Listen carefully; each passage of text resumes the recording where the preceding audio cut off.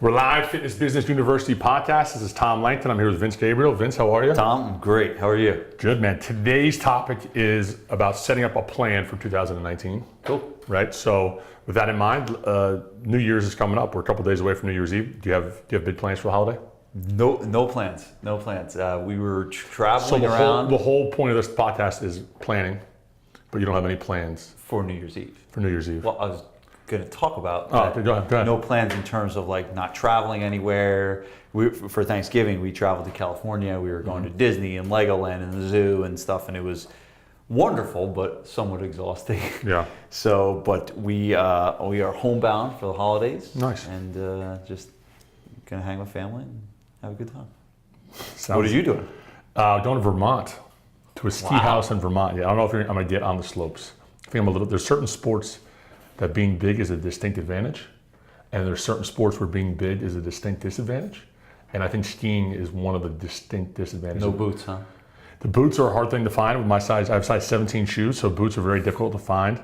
It's very dangerous to get me at high velocities coming down a mountain. I think I could probably injure. Yeah. So I think the lodge is very nice. You should dress up as Darth Vader and go down the slopes. I was thinking Sasquatch. If I just dress up in a Sasquatch costume and run around the mountain. There's a picture of you when we dressed up for Halloween. You dressed up as Darth Vader. Yeah. And the picture of you, normally you tower over people, but you look like you are 9 feet tall compared to, it is like that Darth Vader hat is just makes you look so tall. I wish the generation, I had a couple, I could have played Darth Vader, I could have played Chewbacca. I had some roles in those Star Wars, it's all CGI now. You could get a couple of jobs at Disney. Back in the day, they used to use big actors like Predator. Remember the movie Predator? Yeah. There was like a 7-foot tall guy that played the Predator. Really? Yeah, but so now it's all CGI, so they don't need it. But I could have had a Hollywood career back in the day.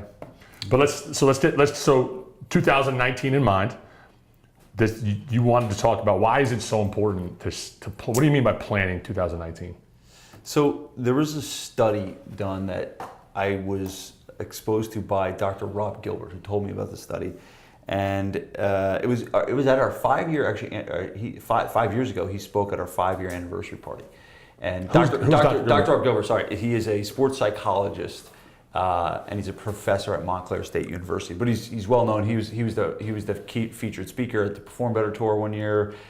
He's all over the place. He's at a hotline for that's the sidebar I wanted. So he has a hotline. Yes. So it's a phone number that you call up. I met Dr. Gilbert like 13 years ago when I was coaching football. It's crazy. He came in and spoke to our team, but he has a hotline. You call this number. He's been doing it every day. I think it's 26 years. He just hit 10,000 days in a row. So however many years 10,000 days is, he's over it now. But every day he leaves a message. So you call a number and it's a recording of his voice and he gives you like an inspirational message. It's awesome. It's good too. Like, it's really even cool. That 10,000, you think there'll be a lot of repeats, and there's really not that many. Let's post, Murph, can we post Dr. Gilbert's? It's a New Jersey area code. You call up and it's just his voice on a recording. It's really good. Yeah. All right, so Dr. Gilbert, what was the study? So he talked about the study, and it was from a Harvard MBA study, and they measured people that 3 different groups. So the first group was that had no goals. All right, nothing. The second group they wrote down their goals, but they really had no plan for it. And then the third group was they had goals written down and then they had a plan for it. Okay. So the first group with no goals was 84%. So most of the group had nothing. The second one was 13% that had goals but no real plan. And the third group was the 3% group had goals and a plan. And I think the 13%, the 13% in terms of earning revenue, earning power, I think that after 10 years they did this. Yep. And they earned, the 13% earned double of what the 84% earned. And the 3% earned 10 times of what everyone else earned. It's crazy. So, and I don't know if that's like combined. We were kind of looking into the data of the study, and like there's like maybe a gray area there. The reality is it's pretty clear that if you write down what you want to accomplish and you put a plan to go accomplish it, there's a good chance you're going to have a better chance than if not. So you should do it. So but we're talking about the combination. So everybody you talk to has a goal in mind of something, right? Then so of some kind, whether it's and then that's the level you're saying some people write them down. But I think that's the misnomer is like just if you write down the goal, it's going to come true. Because that's what a lot of people will say, especially around this time of year. You're hearing that, like, you have to write down your goals. You have to write down your goals. But what you're saying, if there's no plan attached to it, it's useless.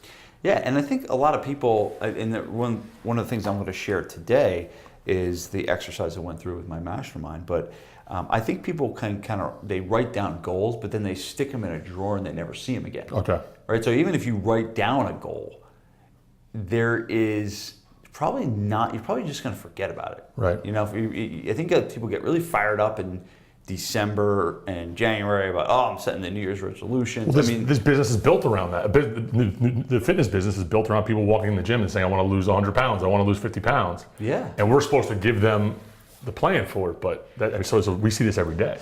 It's shocking how many people will fail. I think it's the numbers are staggering about after 2 weeks that people all kind of give up on New Year's resolutions and things like that. So that's why, obviously resolutions are just kind of wishes. Yeah. But goals and a plan is kind of what we want to talk about today. So you broke down a plan. So we have, let's say the first step is setting a goal. So if you're a business owner out there, you own a fitness business, set a goal for 2019, and now you're going to help them build the plan behind that goal. Yeah, I mean, and I think the reality is this. I'm going to go through the structure of it today. I did this right before this call, where I had about a 2-hour Zoom call with the mastermind members, and I have this 32-page report that I created that has all kinds of questions on it, and I went through and I basically taught them how to use it. Taught them, I wanted to make clarifications on the questions, make sure they understood it all, but then it was up to them to go do it and fill this stuff out. But one of the things I talked to them about that a lot of people don't do is they don't actually block time to do this. To do the plan. Yeah, yes, they don't block time to actually sit down and really think about this stuff. They either do it on the fly or they squeeze it in between the two. So what I kind of taught them to do was to have, 3 2-hour blocks of time where they put it on their calendar and they're going to sit down for 1 to 2 hours at a time and kind of go through this plan, go through this process. I'm going to give the skeleton of it today for our listeners today. But I think that your environment is really important of where you do this, right? You're not going to do this at Starbucks. Why? Right? Because there's just all kinds of stuff. Dan Kennedy said something I heard the other day where he was like, no good copywriter writes copy at Starbucks. Because there's a mindset, there's an environment that you want to put yourself in. There's a great book out there called Willpower Doesn't Work. Willpower doesn't exist or something like that. I forget. I can't remember the guy's name that wrote it.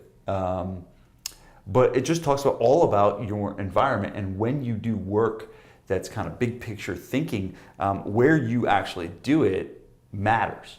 So you're not saying don't do work in Starbucks. You're saying there's certain things that you should be doing in certain places. Yeah. And this one where you have to do some really deep thinking is probably one that you should do. You should get away, go, find some lake and sit at the lake. It's cold out now, but you know what I'm saying? So I think finding the right environment for you. There was a while there where I was doing work at my local church. And I would go in the evening and there was nothing going on and it was super quiet and there was no one bothering me. And that's where I wrote my first book. The first book, the marketing book, was written in a church. At your church. And I would go there every other day, or really every day for a while. And I would write this book. And I banged this thing out so fast because my environment was so good. So I think that the first thing is, if you're going to plan for 2019, you have to block time of when you're going to focus on. And even if you're not following a process or structure like this, just block time just to think about what you actually want to accomplish. So put that on your calendar first. And then ask yourself, where are you actually going to do this? Where are you going to do this? So you're going to be totally focused and get yourself in the right environment to make good decisions. So we have a time under schedule. Now we have a place we're going. Now what do you actually do? Take me through a real simplistic way.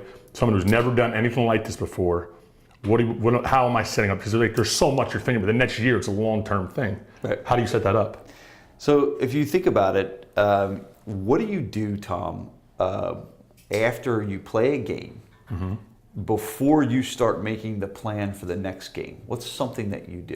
You got to watch the film of the You previous watch game, the film, and you right? grade it You out. review, right? And that happens in sports, that happens in football, that happens in really every sport, that you watch the film. Yep. You see how you did. Well, the same thing goes for how you did in business. The same thing goes for your life. How did you do? Where did you succeed? Where did you fail? What will you definitely keep doing? What will you not keep doing? So I think that's the first part about it is what's the evaluation process? And really, what's the lesson, right?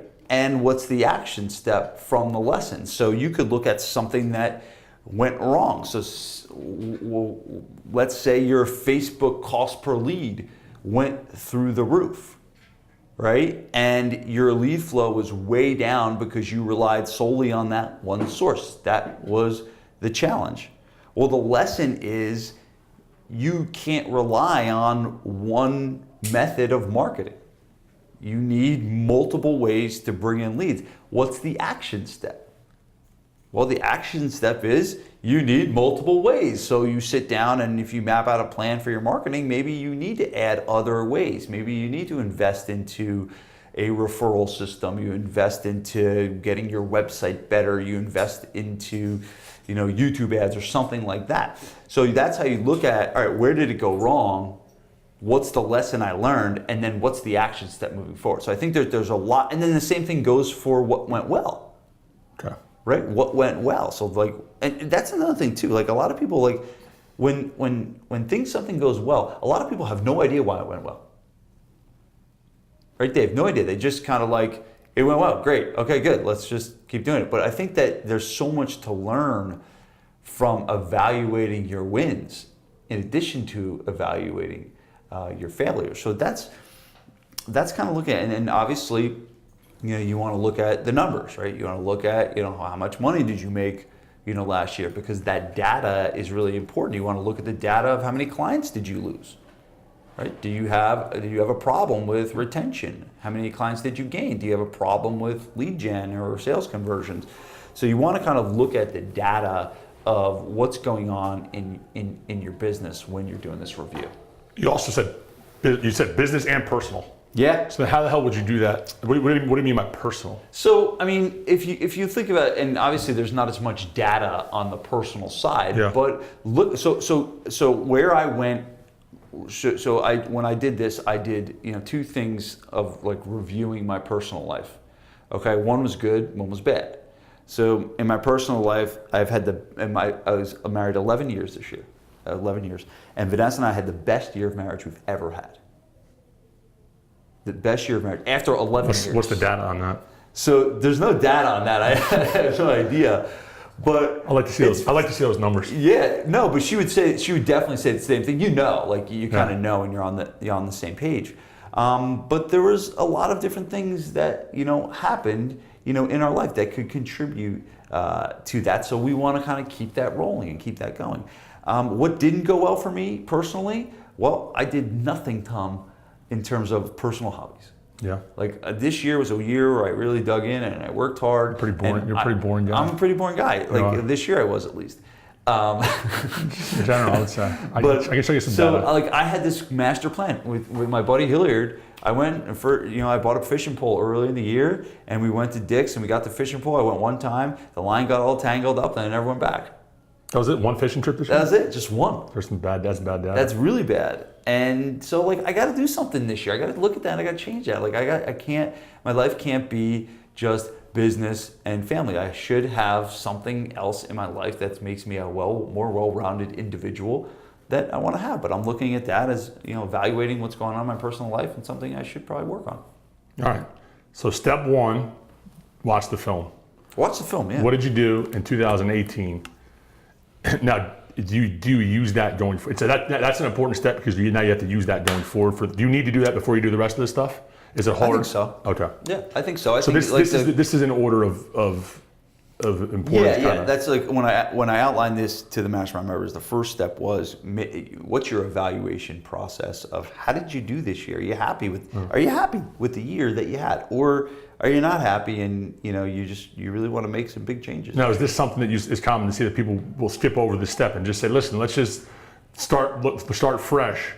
But is it really hard to set goals going forward if you don't know what the hell happened? Is that? I think so, especially in terms of if you're setting financial goals too. To be realistic about what you're doing. Yeah, because and then too, I think like the evaluation of the data for us is a little easier because we evaluate the data every week. Yeah. But a lot of people don't. A lot of people wait. So you should know like what the retention rate was. How many clients did you lose? How many clients did you bring in?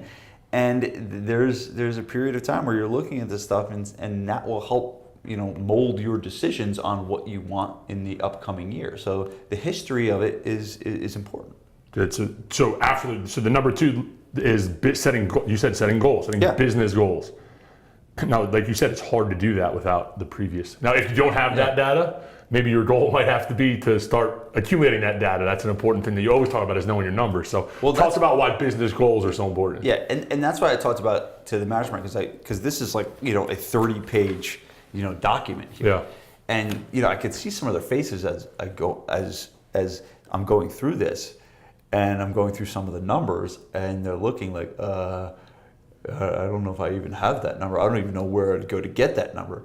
Well, that's a lesson right there. That's a goal, right? That's a lesson right there of you need to get better with your data. Right. You're right. That could be a goal. So going through a planning exercise and evaluating the process and deciding on what your business goals are going to be is a really, really important idea to be successful. So I think that the business goal side of it is, and there's so many things kind of I went through, and I don't have the time to go over, but I think that the most thing in your business goals are setting forward is you probably, if I could say it on the most basic level, okay, you probably should set a goal for how many clients you want to have, right? If we even just take the money out of it, which the money is obviously really important, but if someone is not in touch with their finances and not in touch with their revenue, if you make a decision, let's say you're at 70 members right now, make a decision. And one of the guys asked today on the call,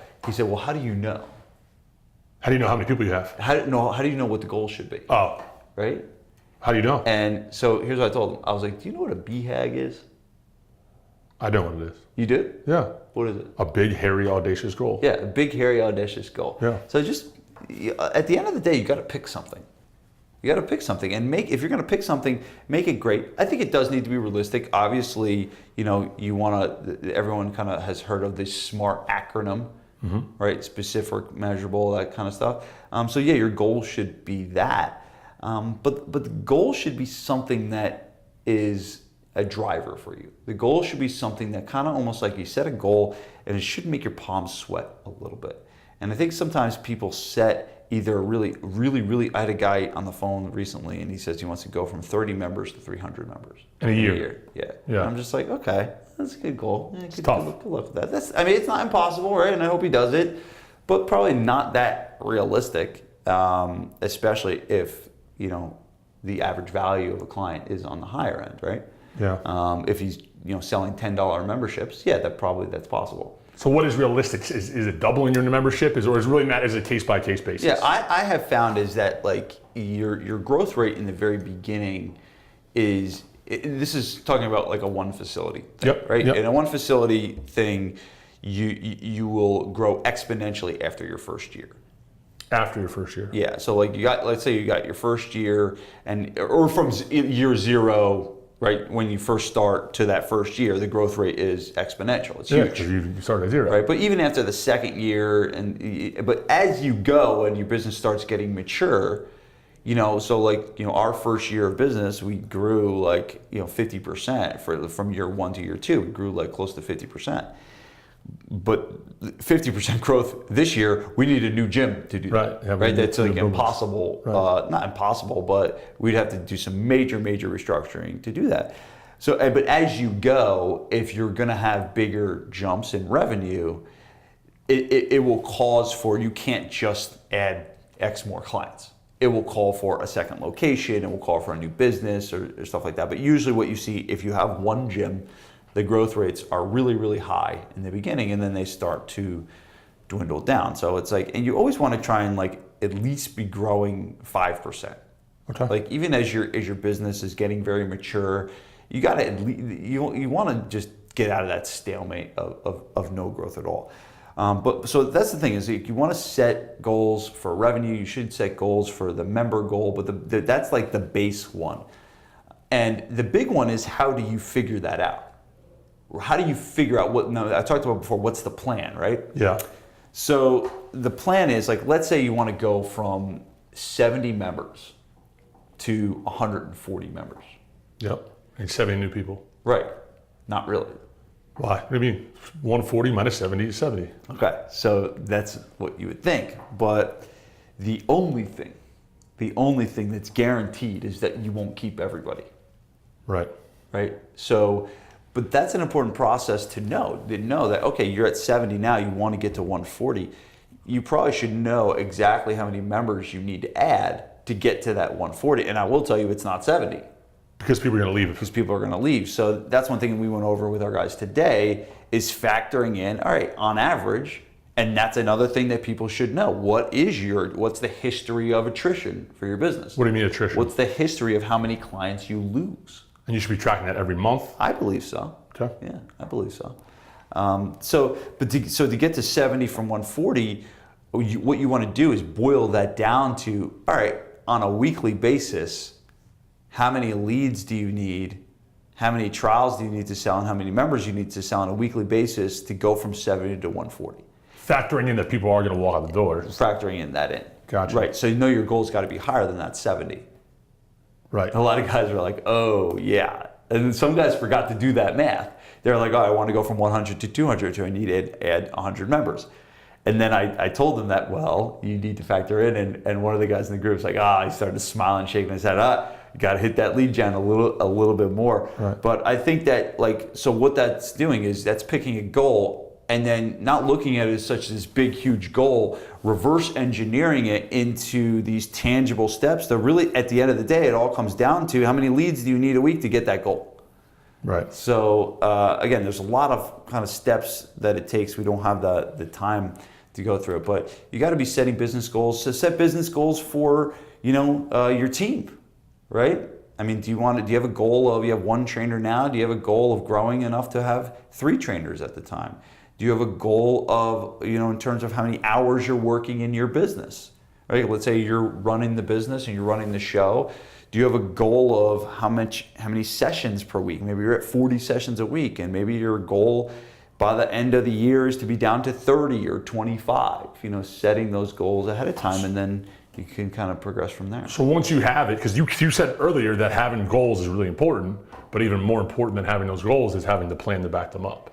So if I'm setting up let's say I need 10 leads a week to get to my big number, is part of this planning session planning out the marketing that then gets you to that, or is that a totally separate thing? No, that is definitely, we're going to talk about that. Okay. In a second. So you're saying hire 3 new trainers. Do I do that plan on the spot? How does the organization like that go? Yeah. So in order to hire new trainers, so you would have to think that would have to be connected with other things. Well, yeah. There's right? a lot of other steps that take to get whatever I put in that business goal category. There's 10 things that have to happen. Do I do those at that right now when I'm planning this out? Is that part of it? Yeah, I mean, to walk out of that room with just some action steps. Absolutely. So the thing, if you're going to hire 3 more trainers, yes, you need the growth to get it, but you also have to have what is the process for hiring. That might be something that needs to be on your radar. You might not have any know-how on how to get somebody. So that needs to be something that you're starting to think about, is how do I actually find someone, and where do you go to find a trainer? So that needs to be kind of the action steps for your goals. Now, is that the point of this whole thing, is to walk out of the room with the action steps? What I'm getting at is that some people will hear this and say, okay, my business goals are these, I need this many leads, I need this many trainers, and then, like you said, take it and throw it in the drawer, and then look at it the next year and go, shit, I didn't hit any of these numbers. So you're bringing up a really, really good point. And so the goal is the thing you want to see happen at the end of the year. Yeah. One of the most important things that we do in our mastermind, and I believe we've talked about this on our on another podcast, is something called rocks. Yeah. Right? And so rocks are basically 90-day goals, right? They're 90-day little bite-sized things. Ideally, what's happening is you're setting mini goals 4 times a year Based off that of those will big add up to your big goal. Got it. Right? So Got think about, like, let's say the goal is X members, all right? You want to try and be a quarter of the way there after the first quarter. Right. So think about, like, and so this way you're not focused on, there's a really good book called The 90-Day Year, or 90-Day, I think it's called the 12-week year. 12-week year, I think it's called. And they do, a good job of just breaking the year up into chunks.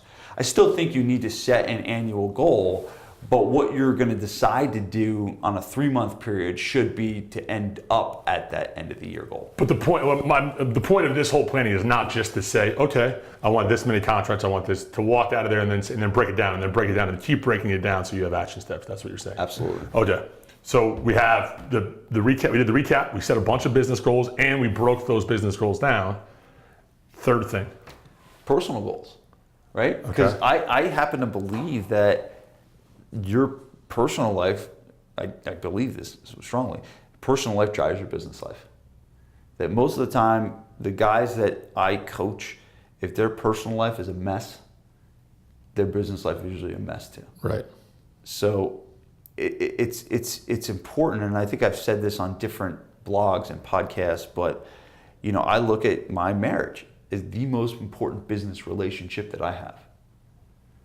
And that is something that the mindset I have now there is, obviously Vanessa's, the most important person in my life, but I also look at the investment I make in her as an investment in my business. What do you mean by that? The investment you make in her? The investment I make in her is the times that we get away together. And so you're saying time investment, not a monetary investment. Yeah. Yeah. Well, actually, when I first heard that, I was like, "What do you invest in? What is the investment?" Well, she likes gifts. But sometimes just that as time much as the rest. a vacation is an investment as well. It And costs money, think of right? it an investment in my relationship. Yeah. Right. And I know that when I take time away from my business, and I work on her, and I invest in her, that will make her confidence in me better. That will make, a lot of times marriages, especially in business owners, the wife resents the business, right? The wife starts hating the business because the business is always coming before the wife. Right. And when you kind of can get together on the same team, Vanessa loves Gabriel Fitness. She loves it like just as much as I do, and we're in it together. And I'm not saying by any means that we're perfect, but she does not resent it. And I think there's many gym owners I talk to where their wife just does not like their business because they feel like they look at the business as their wife. So I think that making the investment into your personal life, and it's not just your marriage, it's your health. Give me some more concrete examples of a personal goal of ones that you've either helped other gym owners with, or stuff that you've gone through yourself. Like not just this year, but think back to when you were first starting out. What were some ones that you had to set, or guys that you're working with right now that are a little more concrete? Like that's something that you have to get this straight before, because it's affecting your business. Well, I will say that the amount of gym owners, and you and I both know this, and I was there too at one point, that are very unhealthy is high. I think it's a high stress type of job because you're putting so much human energy hours and trying to add a lot of kind of thinking on top of it all, right? So you're running sessions all day long, but you're also trying to think of how to market. You're also looking at financials. So it's a really, really easy business to burn out in. Right. So we see a lot of guys that are just fried. And not a lot of them are like visibly really, really out of shape, but you can just see it on their face. You can just see how exhausted they are. So I have helped a lot of people get their own personal health back on track. So how would you do that? So let's break it down. The same way we talked about breaking down your leads, I know that my health is not there. So like you said, I'm burnout training. My big goal was to get healthy in 2019. What does that look like for a fitness professional? It's just, here's the thing, that's all these people that are like, that's what we do. We help people build plans, but no one can ever build a plan for yourself. How would you help a business owner? So it goes back to habits. And one gym owner that we had, and we kind of undressed him a little bit at the mastermind Not physically undressed, but we got on him and says, you're the problem. His health was the problem. You're the problem. He was the problem because he was not putting the enthusiasm and energy into his business because he was just burnt out. So he wasn't getting new clients because the energy was bad in the gym, and it carried the whole thing. It wasn't that we didn't try and fix a marketing issue, so we had to fix him. So how'd you do it? Part of it was giving him, a goal of how many hours of sleep he needed to get. Part of it was his hydration, his workouts. He wasn't even working out; he was barely working out. So putting this plan together of what he needed to do to accomplish, the goal. And maybe get healthy is not a good goal. Yeah. Right? That's not, because obviously that's not a smart goal. Maybe the goal was, all he does is, these mini little habits throughout the year. It's all the whole precision nutrition model of taking that. But that's what kind of needs to get done but I think your marriage, your personal life, your social life, all that stuff, matters, and you should set goals for that stuff to be a more well-rounded individual. So give me an example of a goal you would set for a social life. You talk about your hobbies. So my goal this year, and I'm going to try it, my goal this year is to play basketball on Wednesday nights. Every Wednesday night? Every Wednesday night, I want to play basketball. Where are you playing basketball? There's a men's league in New Providence. Oh, nice. Yeah. All right. Yeah. That'll be fun. Yeah, Casey, our con plays. All right. That's good. He hits the threes a lot. Nice. So I played before, and I haven't played in a very long time. I really want to. So that's a goal. I'm going to put that on my calendar, that I'm going to do that. Marriage goal that I have this year for me and Vanessa, we talked about together. Tuesday night for us is going to be date night. So Tuesday's date night, Wednesday's basketball. Yeah. So so Tuesday night, she and I are, usually Monday and Tuesday are big days, here, and big days for her with the kids and stuff. And that it's almost like a mini break between the middle of the week where we can just get together and connect and go out and have fun. No, let me ask you this. From a business standpoint, because I think this is what a lot of business owners will do, and a lot of guys we talk to will say they put a workout in their schedule or they block it off, but then something always comes up. So what type of authority do you, 'cause I know with our team meeting, so we have a leadership team meeting on Monday, and we never miss that thing. Ever. It's non-negotiable. Now, is date night that have the same enthusiasm? I think that's the balance. A lot of guys will say, like, there's certain things that are set in stone and they don't budge. But then it's like basketball Wednesday night. When does that? It's like any other habit you're trying to get in place. Is that negotiable? Yeah, I mean, here's the thing. It shouldn't be. But something like basketball is not going to move the needle. I guess so, and it's like I don't think if I don't play basketball, I think like they're prioritized differently based on I am going to view date night as more important than basketball. Okay. Right, and I would prioritize that. It really matters on if there's in terms of a personal goal and personal health, if that is getting in the way of everything moving you forward in your life, then that's something so me not playing basketball or me not going fishing is not like decreasing the quality of life of my family. It's not impacting my business and things like that. That was my main question as far as because you put in the order of planning here, you put business ahead of personal. So does that, and I think a lot. It's just order. Oh, I know, but I think a lot of guys and girls that are listening to this will do that as well, and that will have that long-term effect on. So I guess my question is like, is something into the balancing of personal and business, and where do you put your priorities? Or if a business call comes in during date night. So the first thing I'll answer with that is especially it definitely does take time. So it took me a really long time and longer than I'm proud to, not ashamed, but like longer than it should have, for me to be able to say when 5 o'clock comes that I leave. Right. When 5 o'clock comes, I am home. You leave. You're saying when 5 o'clock hits, 5 p.m., you're out of the gym. I'm out of the gym. I'm out of work, whatever I'm doing, and I'm home. And from 5 to 8, I'm with my kids and with my family. And I am now to a point right now where that's pretty much a lock. That's pretty automatic. You see me cutting out. You see me stopping early, and going home and being with them. That took time for me to get used to that because I was so used to just working through and getting home whenever I got home and getting the job done. But now I've created the freedom for myself to be able, to do that. So, but now it's a discipline, right? It's a discipline. But I view that, and it's a little easier now as my kids are a lot older. They're much more reactive. In the beginning, it's like, okay, we're going to go home and watch Vanessa breastfeed a baby. Right. So it's like, and I know I should be there, but now it's just like it's a little bit easier. But it took me time to actually get there, and now it's a thing that I just do. Okay. So no, I think that's the big, because I think if I were to look at this and thinking of the people that we've worked with, that number 3 is going to, the personal goal setting, the setting of it, and the following through of it is going to be the most difficult part. Yeah. That's where I see the most struggle happen from, is the work-life balance and the burnout and all that stuff. So that's why I brought that up. So we've set the business goals, we've set the personal goals.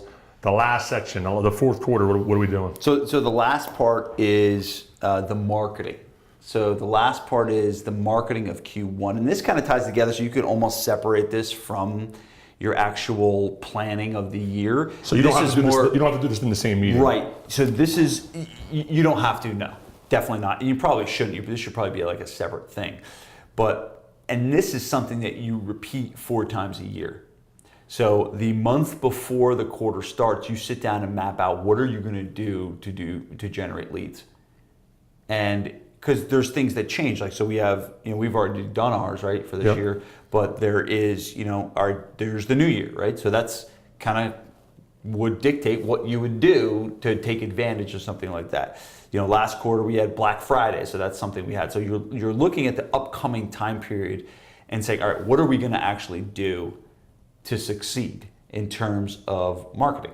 So that's I call it the 5-step, marketing map out. I don't have time to go over all the 5 steps now, but basically it's 5 steps to map out what are you doing, and this is what's building a strategy. Right. Right? It's building. So a lot of times people think marketing is just to run a Facebook ad. That is a tool. That's a tactic. That's not a marketing plan. That's not a marketing strategy. The marketing plan, there's so much things that people need to sit down and think about. And I think that's the problem. I think there's a lot of people panicking out there that Facebook is going in the toilet, and a lot of people panicking out there because they relied on it for so long and they never had a strategy and they never had a plan, and because they never really sat down and thought about what they're actually going to do. They just did stuff. I call it squirrel marketing. They're just like, oh, well, let me run an ad today. Oh, it didn't work. Let me turn it off. Oh, let me turn it back on again. It's just, it's crazy that people run their business that way. So that's what I'm trying to do, in my, Surge program and in my books and stuff is, hey, you got to sit back and pay attention to this strategy. You can't just rely on this one Facebook ad, to kind of just give you a business that's going to last. Yeah, it can give you success in the short term, but in the long haul, what's really going to keep you successful is having a plan. It's like a plan for your year. It's a plan for your marketing. It's like, you got to have some kind of a strategy or plan. All right. If someone listening to this or watching this needs help getting a little more specific, would you be willing to help them out? Yeah, I think the best thing to do is if they want help with the annual planning, or even they want to kind of talk about this with me and maybe get some more details on the actual 30-page document that we went through, for the SPF Mastermind members, they can just send me an email, vince@gabrielfitness.com, and just put annual planning in the subject and, see if I can help out. Awesome. Anything else? No, we're all good. Murph, you got anything? That's it for me. All right. Thanks for listening, guys. Happy New Year.